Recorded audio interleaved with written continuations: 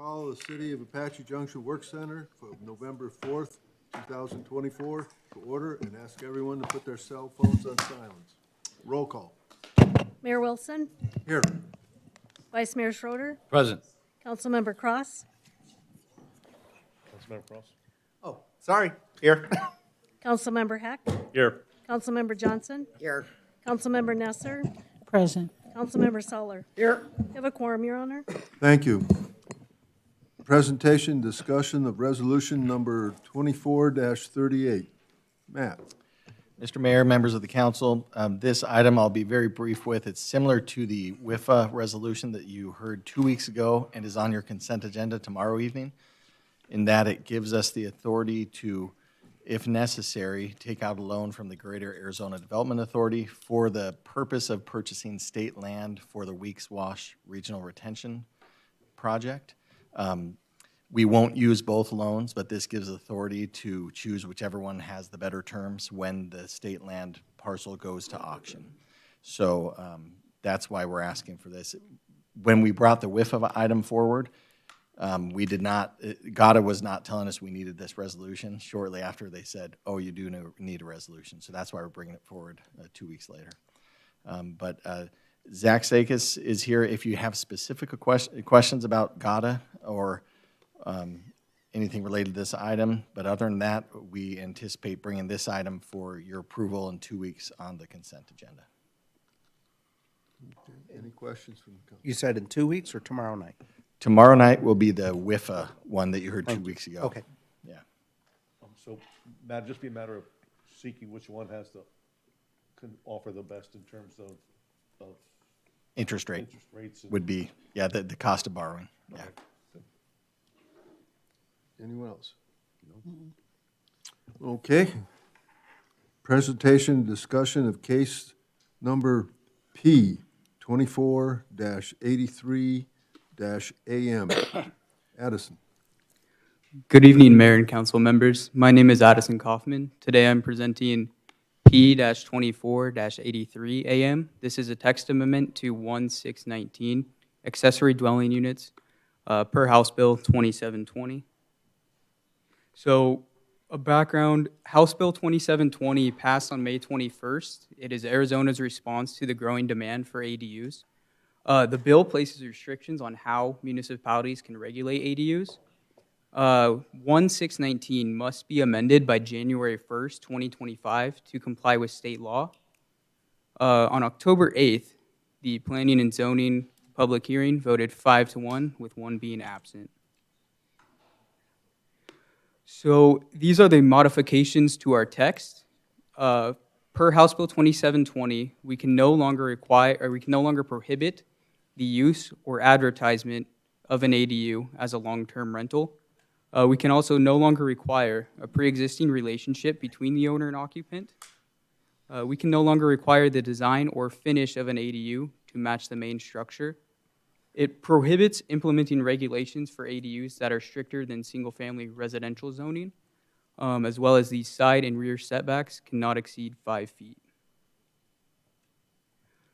Here are the text changes to our code. So the first one is going to be the design.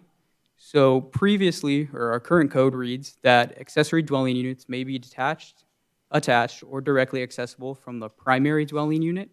An accessory dwelling unit shall be constructed as a conventional site-built structure.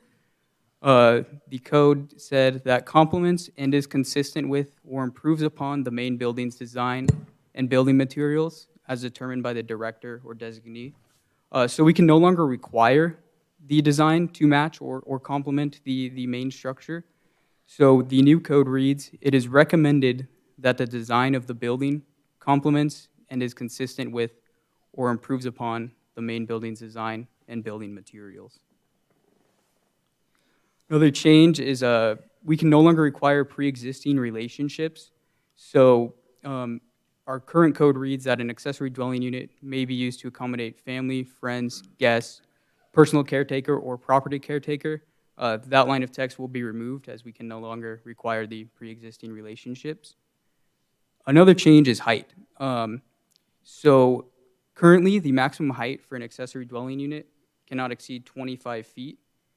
The proposed text is height shall comply with the main building's maximum height. So for example, if a property is RSGR, the maximum height is 35 feet. So that means the ADU can also be 35 feet in height. Another change will be the rentals. So currently, our code reads, no rentals allowed. An accessory dwelling unit shall not be operated as a separate rental unit. If the entire property is a rental property, the owner or leasee thereof shall not sublet the accessory dwelling unit.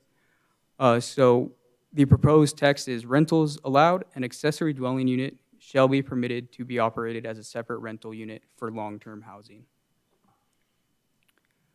Another change is the size. So an accessory dwelling unit shall not be larger than 50% of the main building square footage. That will be changed to 75% of the main building square footage. The next steps, so November 19th, there's the City Council public hearing. Staff and Planning and Zoning Commission recommend the approval of the text amendment P24-83 AM. Thank you. Is there any questions? Your Honor, Yes. I have a question. Yes. Back on the question, or the rental, it says about long-term rentals. Does that specifically, it doesn't say it, but does that specifically preclude short-term rentals? Like if somebody wanted to run it almost like a B&B or something like that and rent it out every weekend and, So Arizona, I believe the definition of a long-term rental is 90 days or more, or month by month on a reoccurring basis. So it would not allow something like a okay. Airbnb. I was just curious, because it doesn't say it, but Yeah. you just assume a long-term rental means you can't do weekend rentals or whatever. Yeah, that would be with, like I said, 90 days or month to month on a reoccurring basis. Your Honor, Yes. on page 2 of the red lines, you have number 9, addressing an accessory, addressing. An accessory dwelling unit is not permitted to have a separate address or separate utility, services, meters, sewer, septic. How the heck's that going to work? So that, We currently can have a separate meter for an accessory dwelling unit. so currently, no, you can have one meter. So My house currently, the meter's darn near maxed out, but in order for me to put an accessory dwelling, a workshop, SRP would say, you need another meter. Councilmember Cross, the intent of the language is that really, it's not supposed to be just a different service. If you need a different panel, of course, you're allowed to have a different panel. If SRP requires a different meter, you could have a different meter. Isn't that what this is saying? You cannot, right? I'd have to take a look at that again. Let's see, is that line 9? Line 9, right there. Your cursor's on it right now. Now, it says you can put a separate septic system in per Pinell County, which that makes sense. But to have separate utilities, separate addressing, I mean, you could have the same address with the, A after the building number or the house number, so it'd be. Okay, I yeah, mean, we'll 'cause definitely double check that. If the state's intent is to have these as, potential rental units for addressing the housing needs, you would probably want to at least have a separate mailing address capability and definitely a separate utility service to that dwelling unit. Councilmember Cross, there wasn't anything in the bill that mentioned anything about addressing, but we will discuss it with our city attorney. Okay. Of how we want to address that going forward in our text amendment.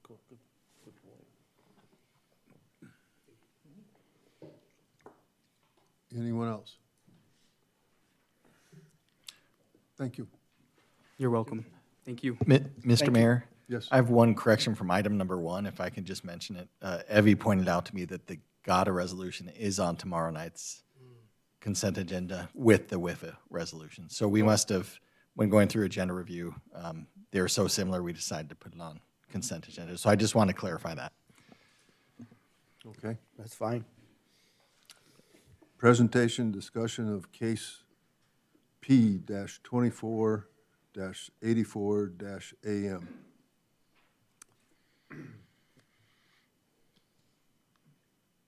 Thank you. Good evening, Mayor and City Council members. My name is Thay Tanago. I'm a planning intern on staff with the city. Tonight, I will be presenting the case P-24-84-AM, text amendment to Article 1-16 Administration, per Senate Bill 1162. So here's a little background. This text amendment is required to comply our city code with the state law, Senate Bill 1162, which was passed on April 23rd, 2024. So the bill has two components that every Arizona municipality must adopt in their zoning ordinances by January 1st, 2025. First of all, the bill excludes government-owned properties from rezoning protest calculations. And second, the bill requires every municipality to adopt application review timeline for rezoning cases, also known as short clock requirement. So this case has been presented during Planning and Zoning public hearing on October 8, 2024, and was unanimously approved with a 6-0 vote. So moving on to the next slide. To address the bill's first requirement, we need to revise our existing zoning code. So our current code already outlines the regulations regarding rezoning protest. However, the Senate Bill 1162 excludes government-owned properties within 20% calculation of property owners within 150 feet. So for example, if there are 10 properties affected by a rezoning case, and 3 of them are owned by government entities, so in that case, that 20% calculation will be calculated based on the remaining 7 properties owned by private individuals. So the change essentially make it easier for private property owners to file written protest against rezoning cases. And the next slide is application review timeline requirement for rezoning cases. So our city code does not have application review timeline for rezoning cases yet. That's why we're adding a new section for this. So this application review timeline does not apply to plan development. And when we received a rezoning application, the city must issue a notice indicating whether the application is complete or not within 30 days after receiving a rezoning application. If the city fails to issue the notice within 30 days, that application must be considered complete by default. In the case of incomplete applications, the city must issue a notice of deficiency and the applicant must submit the requested documents by the city. So after receiving all the requested documents, the city will have 15 days to determine whether the application is complete or not. Once the city decided the application is complete, the city will have 180 days to approve or deny the case. Extensions are allowed. For the city, it will be one-time 30-day extension for extenuating circumstances, and for the applicant, 30-day extensions may be granted if they request. So next steps will be presenting the same case during City Council public hearing on November 19, 2024. And at that time, the recommendation will be staff and Planning and Zoning Commission recommend the approval of text amendment case P-24-84-AM. And with that, I conclude my presentation, and I'm happy to answer your question. Any questions? Yes. Are the 30-day extensions for the applicants, is that never ending? Can they keep on forever? 50 down the road? Huh, okay. But we can only do it one time. Yes. Anyone else? Okay, thank you. Thank you. Presentation and the discussion of case P 23-112-PZ. Nicholas. Thank you, Your Honor. Good evening, City Council. Nick Leftwich, planner for the City of Apache Junction Development Services, and tonight I will be presenting the case information for P 23-112-PZ, a requested rezoning by Storbakken Sons Construction Inc., represented by Greg Loper. So the subject parcel is 1.6 acres, located on the south side of Old West Highway, just south of Broadway Avenue and east of Royal Palm Road. Storbakken, just for some historical context, Storbakken & Sons bought the property a few years back without knowing that there would be a zoning conflict. And when they applied for their business license, staff found that there was a zoning conflict with what they described, which is namely having some outdoor construction trucks, working on their construction, or like doing servicing of their fleet construction trucks, storage of their trailers, and so forth, that just was not appropriate for the B1 commercial zoning district, general commercial zoning district that the property is currently zoned.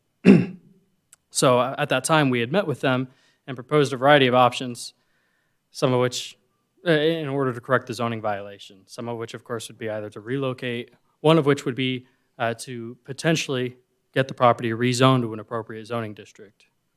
And so because of that, they have determined to proceed down that avenue and have requested this rezoning to rezone this property from general commercial B1 to industrial B5 to allow their proposed use of a construction business comprising a contractor's office, shop, to work on their vehicles, indoor-outdoor storage for their construction truck parking.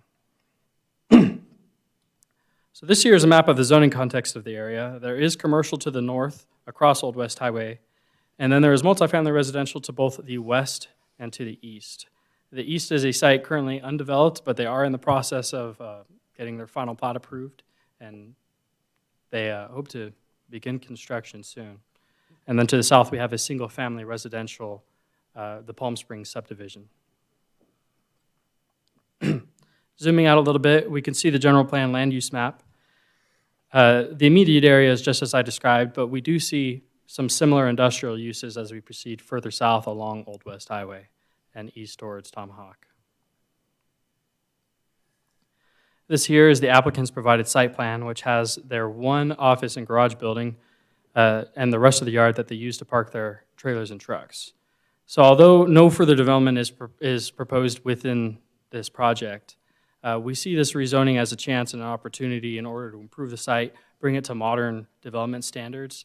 The site itself, that building was built, I believe, back in either the 50s or 60s, and is starting to show its age. And so as part of this, the applicant has agreed to some of our our conditions of approval, which would be some property improvements such as landscaping, building a proper screen wall, improving the exterior of the building just by touching it up with paint and so forth, and other items such as dust-proof or dust-proof standards, which require that the yard itself would have some kind of dust-proof surfacing when they're moving trucks around. And so with this, as an industrial rezoning, this property has an enlarged notification radius, increasing the 300-foot standard to the 500-foot radius, which the applicant has complied with. They held a neighborhood meeting for the case on June 25th. However, no community members attended at that time, and to this point, I'm not aware of any community comment on the matter. So with this, the Planning and Zoning Commission voted 7-0 to recommend the approval of P 23-112-PZ, subject to the conditions of approval found in the staff report, which recommendation staff also recommends. So if there are any further questions, I'd be happy to answer them here. The applicant will be available at the Tuesday, November 19th meeting, if you have any questions about the operations or maybe applicant focus questions, but I'm happy to answer any questions that you have for me tonight. Your Honor, have we had any complaints about any noise or anything on this from anybody in the past? Not Over that I am Royal aware of. Palms or south of there? Councilmember Solar, not that I am aware of. Okay. And no one showed up at the meeting, so. No. And I will double check that, but I have been looking into that for the history of this site, and I'm not aware of any such complaint or any code case on the matter. You're on. Yes. What kind of screen walls and fences are they talking about putting up? So we are requiring like I believe a solid, at least a minimum 6-foot wall, up to an 8-foot wall or so of like a block. Right now it's chain link with like a mesh. So it does not do much for any kind of soundproofing or screening. But our current screen code requires that there is at least some kind of block wall. And so any new development coming in would already be required to have a block wall between any kind of commercial use and any kind of residential use. So they have a chain link fence just because they were grandfathered in, having been in that spot or previously it was there was a tire shop / mechanic shop. And that predating some of these city codes, they had a chain link fence, were never required to update it, and just to meet our current standards, we would require a block wall. And when we were talking about dust proofing the surface, we're doing the entire lot, Everything that they would have vehicles moving on, which sounds like the entire lot except where the building essentially. is. Yeah, based on the circulation plan that they themselves provided, yes. Are they doing asphalt, or are they doing, crushed asphalt, compacted? I'm not aware of the exact plan for their dust proofing. We require at minimum a decomposed granite at minimum. Reason for the question is the northwest corner of that site, there's a triangular sliver there that belongs to the Community Facilities Water District. Is that a potential future site of maybe a well? And if they're doing heavy construction, repair and cleaning, is there a possibility of ground contamination?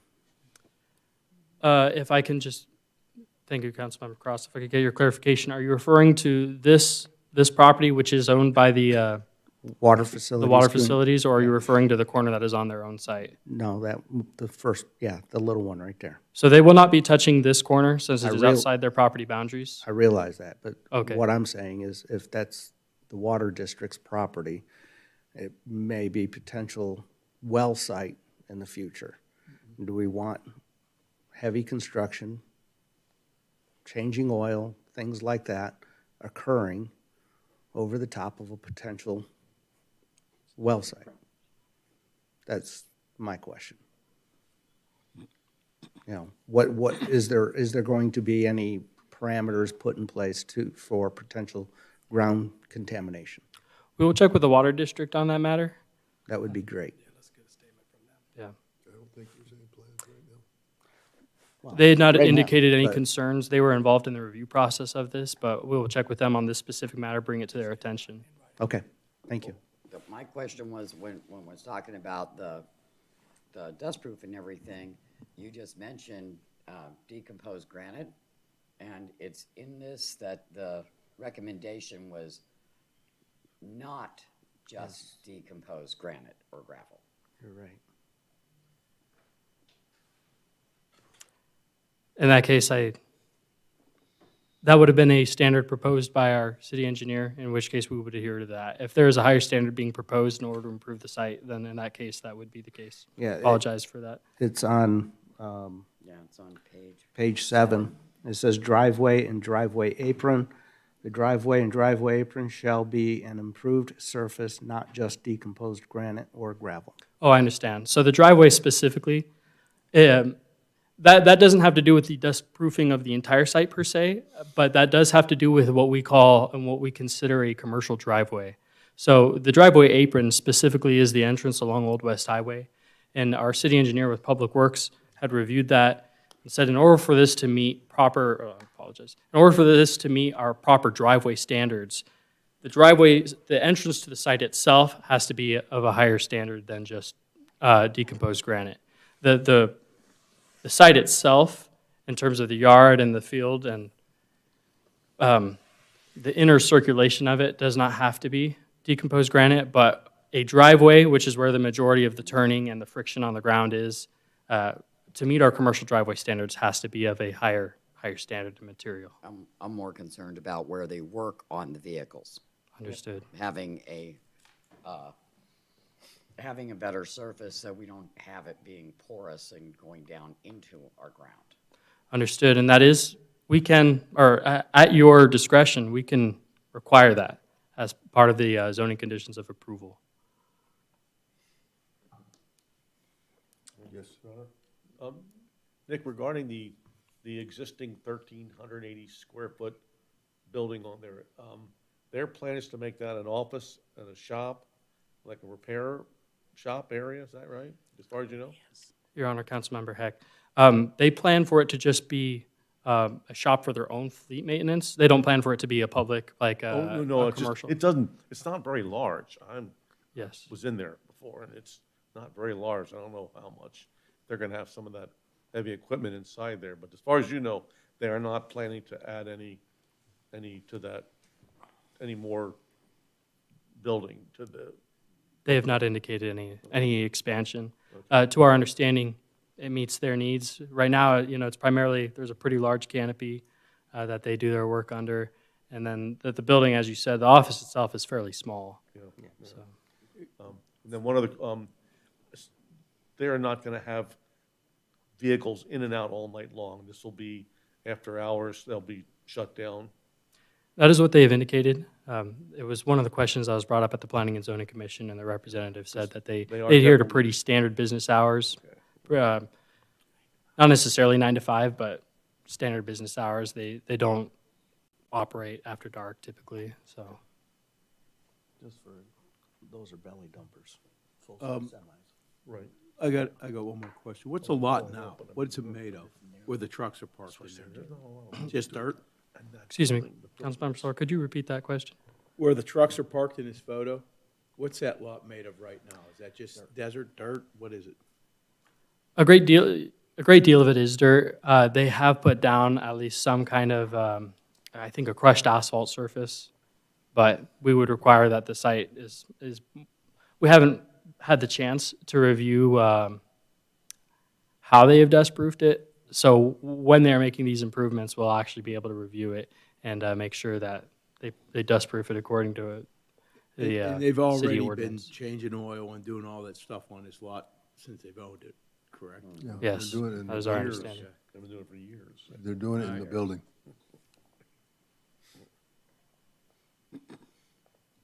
Okay, anyone else? Okay. Thank you, Thank you. and I will adjourn this meeting. Thank you.